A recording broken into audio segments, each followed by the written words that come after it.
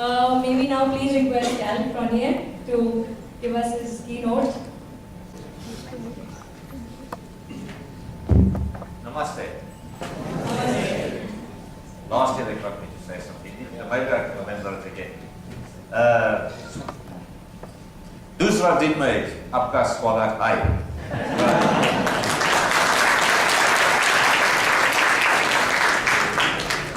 Right. It's always good to come back here.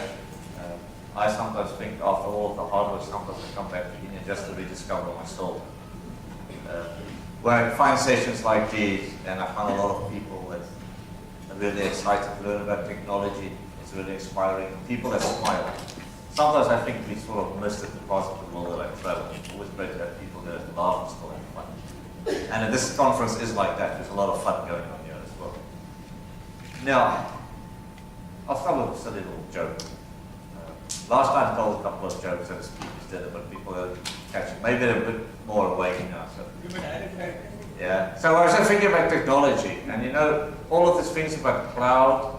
Do you think this whole thing of the cloud was one day dreamed up in some blue sky picking session? Yeah. Well, I won't do any more jokes. Anyway, right. So some of you know me, and some of you don't. I've actually had quite a bit of a travel life. I basically have my own consultancy company for the last couple of years. I've worked a whole variety of tech. We've just created a new startup, well, and we'll see how that goes. Everything comes with risk. Now, my life itself, I say this quite varied. I grew up in South Africa about over 16 years ago. I moved into the UK. I worked a lot there, and that's given me a lot of opportunities to travel the world and learn a lot of new things. And recently, I've moved again. So I've moved to a new little country, and I'm going to tell you a little bit of story about this country, because this sort of leads us into the whole keynote today. So the country I now live in is called Andorra.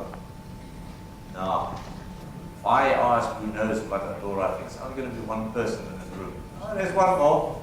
I know Samir told me last night his travel has actually been there. Okay, we made this move for a variety of reasons, and you all know probably from maybe what's happening in the world. There's been a lot of change, and we sort of decided to manage our risk and try something new. I mean, the country we actually moved in is a very, very beautiful country. You can see some of the pictures. We actually live in that complex on the top left picture. And the top right is actually my new office here. So it's just something different. And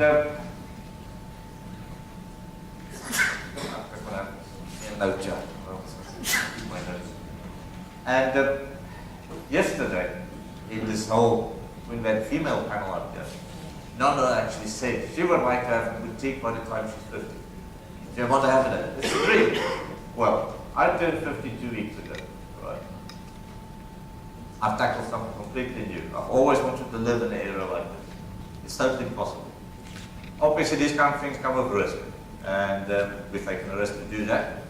And you have to measure things up and try it. But this is what it looks like. So I had this opportunity that I'm very thankful for that actually has arisen. But one of the things I like to tell with this comes to figures, if you have a dream, you can either just talk about it, or you can actually go out and do that. So you can talk about things a lot in your company as well, or maybe you can just actually take the action and do it. And it will feel very weird, and it comes with sometimes a lot of interpretation because of the risk. But if you weigh it up, you can actually, if you don't do it, you might live your whole life out, and you might say one day, I wish I wanted how that would have felt. But it's place greatness, and I've actually put 2 pictures of old churches here. Those buildings there are dated from, I think, 1000 AD. So over 1,000 years old. I left them there specifically for Gradle. He liked pictures like that. Anyway, I said this goes so much risk. Now, if you adapt new technology, there's a lot about risk management in technology. Because one is, people don't want to adopt it because they are worried about change. So they have to learn new things, they don't know how it's going to how it's going to work out for them. They're worried about repercussions in the company if something goes wrong. So they might only stay with old, tried and tested technology. The problem is, if you do that, you fall behind. And we had a lot of talk about this across the session, so this whole 2 days. So this is for us, once again, we made a move, for us as risk. When we're going to talk about technology, we know there's risk. So what do we do to actually manage the risk? So in our case, because we knew that we had a lot of unknowns, but we wanted to do something, we hired a consultant. So we hired a relocation agent and a lawyer. The lawyer was to set up for a company for us in a new country, tackle everything. The relocation agent would take care of everything else, the visas, the residence permits, anything like that, setting us up with the agent to find a house, etc. So we could have tried it on our own, and it would have taken us years, and it might have failed. So it comes with an investment. We have to pay for this, obviously, because none of these services come for free. So the same kind of thing, you might want to adopt a new technology. It might be simple enough to just try it, but you might have to actually go out and get a consultant to help you. You have to weigh out what's your risk and how much you are willing to bear yourself and how much you are actually going to defer to somebody else or another group. And the other thing that comes to this is that you actually are managing a whole event and pipeline. You have to do things in certain order, and certain things happen which you don't expect. So in my case, I actually had to travel from Dora but 4 times more than I expected before I got everything settled, because things just work differently. And I am sure if you go, and some of you worked in the US, you've come back, you know it wasn't plain sailing to just arrive in the US. There was a lot of things you had to take care of. Now, once we get to automation, and this is one of the things I really like, automation. I've done this for years, and I've worked with a lot of variety of tools, is that the automation of building pipelines for you. But in the past, we had sort of detached pipelines. We had a little pipe that brought water to here, then we took a bucket and we carried it to here, and it filled up by the pipe. This is effectively how automation has been in the past. And we actually get to the point where if you still do that kind of thing, you simply cannot keep up. We know that. And we hear people talk about a variety of things. And I originally started off with the thing just talking about automating and testing pipeline because that's important. But in reality, we are at such a point in technology now that you constantly just want to do that. You have to automate the whole pipeline. And people are going to tell you, if you do DevOps, everything has to effectively be automated.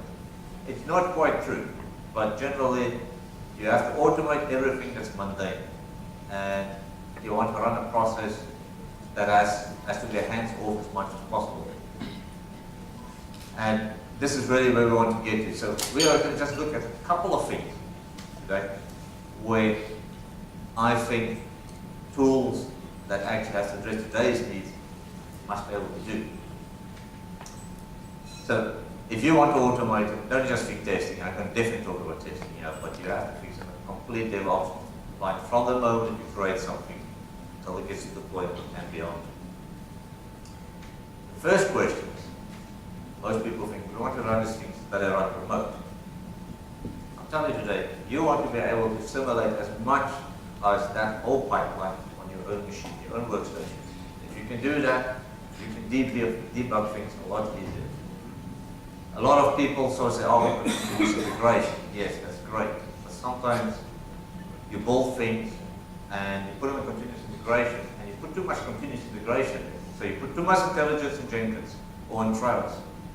If it breaks, you can't debug that easily. You have to continually commit stuff and see what the CI is doing for you.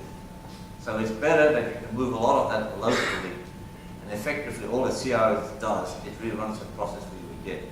And maybe do a couple of extra things, because obviously your CI might eventually do your deployment, which you can't do locally. And it will be enabled for that. But you could actually want to put as much local as you can. The other thing I like is we want one place of definition.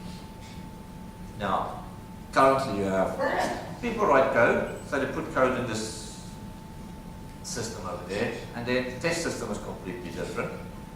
And the deployment system is completely different. Now what is happening is you have to go through all of the steps. The people who do testing maybe got no idea about development. Maybe they want to do a certain kind of test, but they actually want to take the current code and test with it. Now they have to go work out how to build something, or they have to go ask something how to build. We want to eliminate that kind of problem. We simply want anybody to be able to do this regardless of the level of speciality. And we want to make this as simple as possible.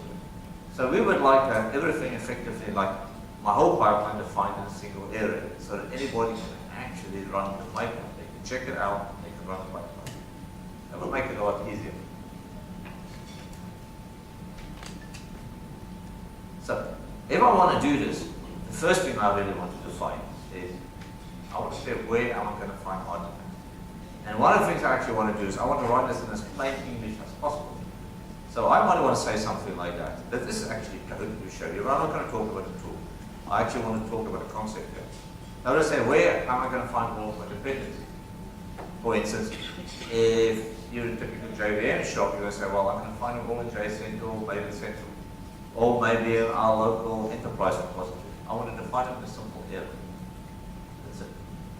We don't want to go write lots and lots of code to find it. We don't want to write this amount of XML to do that, because it's unreadable.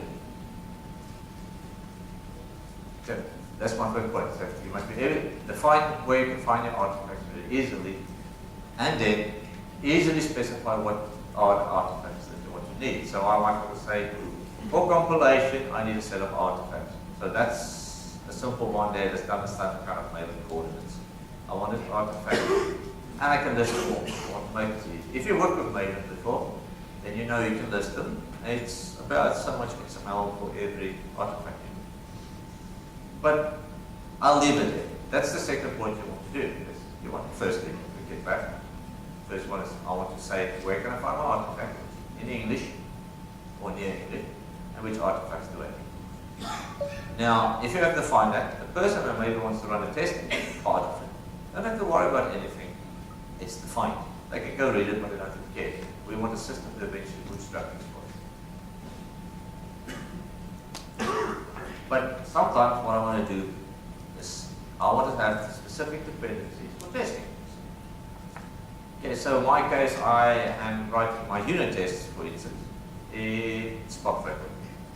But we know when we deploy, we're going to use, say, a MySQL or Postgres database. But for my local unit testing, that's not practical. That means I have to have MySQL installed somewhere, or we have to use a common database. It's not practical. So maybe what I want to do is I want to fire up a database locally that's very easy to use. So I might want to fire up H2. So I'm going to say, at runtime, put the H2 jar on my class path when I run the test. And that's relatively easy to define. It's still readable. And that's what I said. I want a modern tool to be readable. I think you'll agree with me on that. But I want to test at all levels. Unit testing is not good enough. And I don't want a guy who does a lot of development then being told that, oh, we found this problem when we're doing integration testing. And he says, I don't have the systems. So we want to make the same definitions available so the guy that, for instance, mostly focuses on development actually can do integration and functional testing very easily by just running the appropriate script. So, for instance, when I do integration testing, I might have a lot of extra work to do. So I might want to fire up an environment before, and when I'm finished, I want to do it after, tear it down afterwards. So I want to write something as simple as that. I just want to say, for integration test, before we start a suite, execute this command. When we finish all of our tests in our test suite, run this command. Now, if you normally coded this, sometimes you might have done this in your JUnit test or something. You've written code in there. But this is not always good enough because you might want to be writing JVM code. You might want to write something else. You might be firing up stuff in Ruby, or you have a combination of services, and you might have to fire a couple of them up at the beginning. And you want to stop a couple at the end. So it's not always practical. So some people would go up and maybe try and script this properly. Well, shit, it's also possible. You will have different solutions. I listened to a session today where they were doing performance testing and did a lot of work in Jenkins today. You can do things like that. The problem with a system like Jenkins is you have to define it generally graphically via UI to do this, and you're moving your definition away. Now, for instance, with Jenkins, you could actually move the definition elsewhere because there's a great plugin for it, the Jenkins Gradle plugin, which allows you to store everything offline and then just run it and it will create all of the jobs for you. But you still want everything, that's what I'm talking about, having everything in one place of definition and then building everything around it so it becomes easy to run the tests, easy to deploy it, and test at all levels. But that's all great. What about deployment? So, I asked people today, what they are going to do with the deployment. Some of them will just run scripts, they'll craft up their own scripts, which is fine. Some people do it with Bub and Chefit and a couple of other tools. Sometimes these things want to become totally detached, because what I might want to do is I want to actually run tests against a local property or a local Chefit or something like that, so which is detached from the production system, because I want to make sure that everything is correct. If I have different places of definition, it becomes a lot harder. So, a good point is I actually want to have the same tool that does my builds and my tests to be able to do my deployments as well, or at least orchestrate. For instance, if I want to use the SCD4J tool, I just want to be able to specify it as well, simple language, and specify install. This is the modules you have to install, and that's the configuration. The tool will take care of the rest. If I am a newbie on a project, I want to be able to read the definition and roughly figure out what is going on without having to either be bogged down with a lot of XML, which becomes unreadable very, very quickly, or having to look at multiple places. Then, it always brings up the question of infrastructure. So typically infrastructure nowadays tend to be virtual machines, containers. I don't want to build hordes and hordes of different things for this. I might need to originally create infrastructure to be able to host virtual machines or Docker containers, things like that. But thereafter, that is effectively just there, and I want to be able to fire up and tear down at will. Anybody in my team. There should not be any thing stopping it. I remember working in companies where you asked for a VM and it took 2 weeks even to give you a single VM. You cannot compete in a modern world if it's like that. You should be able to fire these things up in seconds or minutes, depending on the kind of environment. And I like to have those definitions local as well. So, for instance, I might have done my unit testing with H2. I know I'm going to do my production system on my SQL. So, I want to fire up a container with my SQL on my local Docker instance. It means I could be able to run Docker on my Mac. I can fire it up there, do all my testing, and make sure it all works. This means I can do quick unit testing, and when I'm done, before I commit, I can run a longer set of integration tests locally before I commit. And all I want to do is simply define it. And we can look at this one here. It just simply says, this is the name of my container, and if you use Docker before, you'll effectively recognize the entities behind this, except the syntax is different than the Docker file. But I can tell them which kind of Docker image I want to use, the tag on the Docker image, give it a couple of extra parameters. And in this case, I would have said, once you finish the testing, then you can run this. If I tell you to run both tasks, always make sure you run the test before you actually run my Docker container, before you can actually create my integration test. So everything is in my pipeline. And this basically brings us all together. We now actually talk about, this is a couple of different concepts. So one modern build test deployed really should only have one place for definition. It should be simple to write, simple to read. And I specifically made the read capitals because you can have fewer people that generally will write it, but you can have a lot more people that will read it. And those people that read it are not necessarily going to be specialists, but they should be able to get an idea of what this whole deployment platform is doing. It should be multi-platform. It should have multi-language support. So I don't want a tool that just does Java. I want my tool to be able to support the JVM environment, the C++ environment, build native stuff. I want to support Android. I want to support .NET. So that I can actually, if I do maybe a project that handles all different kind of platforms, so I might have a backend service, I might want to deliver stuff onto Android, I might want to put stuff onto iOS. I might even want to run some stuff on old Windows mobile phone, for instance. I want to build all those things. I don't want to have separate builds for them. I effectively want to be able to define all these builds in one place. So I want my tool to be able to support. I want it to be able to easily support testing at all levels. Yes, there are going to be some work I still have to do because once you go out of unit test level, integration tests are becoming a bit more contextual.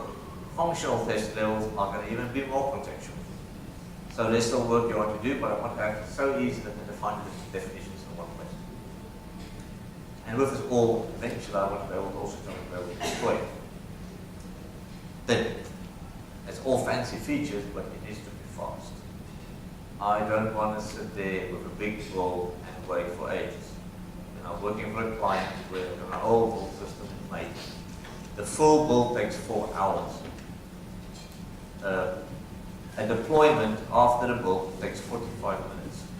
I don't want those kind of things to happen. I want my tool to be fast. I want you to be able to cache state. So if I run it twice, it should not rerun things that it doesn't need to rerun. It should know about it. If I work in a JVM world, I would love it to actually cache my compilation state so it can intelligently detect that things which have not changed, which have changed, and even if it knows a specific language, that it can actually make decisions about what to compile and what not, even if the files change, because it might notice the things that's changed in the files are irrelevant. If comments have changed, I'm not going to compile. So I want my tools to be as intelligent as that, and then I want it to self-bootstrap. And this is a concept a lot of people don't actually always grasp. Because when you start developing, they tell you, install this tool, and install that tool, and install this tool. I don't want to do that. I just want to check something out, run a script, and it should bootstrap my whole environment. Do you think that would be great? Yes, it makes your life a lot easier. And we can do this today. Our tools are really getting good at it. And there's a friend of mine who's in Germany. They bootstrap the whole developer environment in the same way. Somebody just has the basic tool, he actually pulls it down and runs it. He doesn't even check it out from source control. He downloads it. So the basic, it bootstraps the whole environment, installs the IntelliJ for them, installs each for them,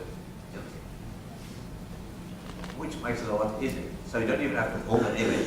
I can have my Mac, or my fellow developer could have a Linux laptop.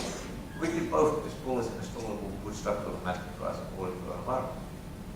And then I want it to be extensible, because you don't want to write reams and reams and reams of script for definition. You want this thing to be extensible via plugins, because once you go to a certain level, your script is going to become simply unmaintainable because it's too big. So you want extensibility where logic can go into plugins and the definition exists in the script, because that's the contextual part. So easily to move logic elsewhere, and we put it inside a script, only that which we need for people to understand. So if I do a compilation, I don't want to tell it all of the things where the files are. I will define the files. I just want to tell it what the JVM environment is, maybe a couple of system properties, or the kind of environment, how much memory does the JVM need to compile, and things like that. If I work in a native environment, I want to put a couple of hash defines, maybe define in the script, because it's very contextual, or I want to be able to say I want to call for this environment. The rest of the stuff should happen in the background, written by people who want to specialize in plugins to make it extensible. Or if you get to a point in your organization where you find, oh, this is getting tough, you want to write a whole plugin for your tool, put it in, and just to use it. And everybody can use it, and then you can even version it, because that means you get a lot better control over behavior. Then, having spoken about all this, there are tools that move in this direction, but today the only tool that I know that can do this, and as the leader in terms of actually for dealership in the industry, can do this. It's a tool called Gradle. Now some of you might be using it, and you're probably only using part. So, how many of you are using this today, Gradle? Some, a couple. Okay. Well, that's the URL. It is Gradle.org. It's got a whole plugin system, ecosystem called plugins.gradle.org. You can surf there, type in any kind of tool that you think of, and see if you've got a plugin. Because the community around it is big, and there's a lot of plugins being written. And all of the little syntax that I've shown so far are actually Gradle syntax. So you will probably agree with me, it's relatively easy to read, which is one of the reasons I'm pushing it. And I spend a lot of time with Gradle. I've been consulting to the Gradle company as well. I've written a book on Gradle, I've actually version the second volume of the book with more extensive. So, and the reason why I've been doing this is because it's actually a tool that I've used and I've actually found it's actually doing what I want. And I mean, over years I've worked with a variety of tools. I've learned a lot about it. I've written systems I never want to repeat in my life again. They are too complex to handle complex things. And I always think if I had to write some of those things 10 years ago, I had Gradle, it would be a lot easier. So this is a tool I recommend you go and look at, irrespective of which environment you work in. Even if you're a pure .NET house, there are some very good things that can actually help you. Because it's that whole thing of going from right from code at the beginning to deployment and orchestrating what you can. And all of the examples I shown are actually taken from real world examples. So there are those things we know actually work. And I spoke about a bootstrap. So with Gradle you have a bootstrap and it's effectively those couple of files. You check that into your source control. And then you obviously can add a lot of other things for your project. But what happens is somebody comes, they check out source control, all they have to run is Gradle W, and it will bootstrap Gradle over. And then it can also immediately start downloading the dependencies if it needs it, etc. And you can set it up so that it can bootstrap a lot more. But this is the concept we're moving. If you're working with Maven, you'll see this similar thing called MVNW. If you never use that, you're still using Maven, you should start using that. It gives you a lot more control over your project because no longer do you have to worry about which version somebody's going to run off the tool. You control all of the tools in the definition. So I know everybody that checks out my project, for instance, might run Gradle 4, or it might be running Maven 3.3. And I can go on, I can say, that's all my dependencies, all my extra tools. If I want to say run DoxyGen 1.8 with my build, I specify it there and I know it will pull down DoxyGen. Use that specific build. So your control over your developer environments, your testing environments become much, much better and a lot easier. You no longer struggle with kind of things where somebody just installed something, because they put a latest Linux on their laptop and it just installed MySQL and everything there, and then the versions are different. So you don't have to worry about things like that. So this is why bootstrapping in a modern tool is very, very good. And for him, the bell tolls. I am actually nearly done. So, I am done. I'm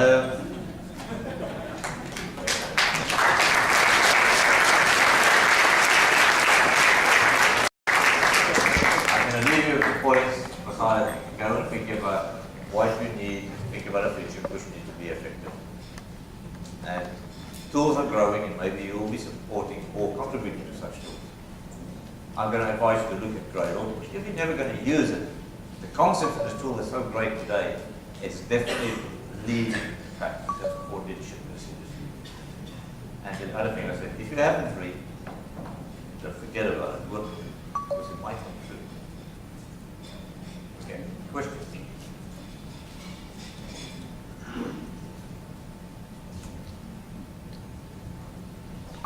Yeah. Question?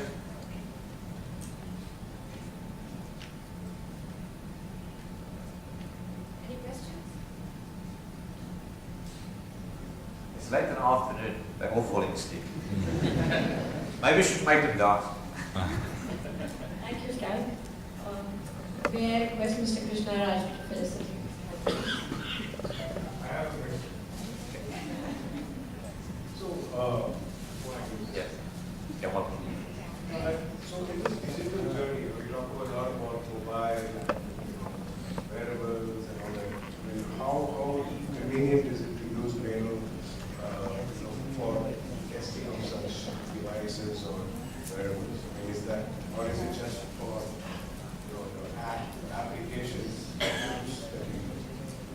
becomes your orchestration tool.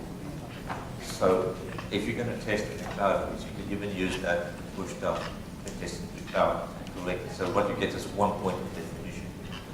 Not, you still use a variety of tools. It's not the one tool that ends everything. It's a tool that talks to everything.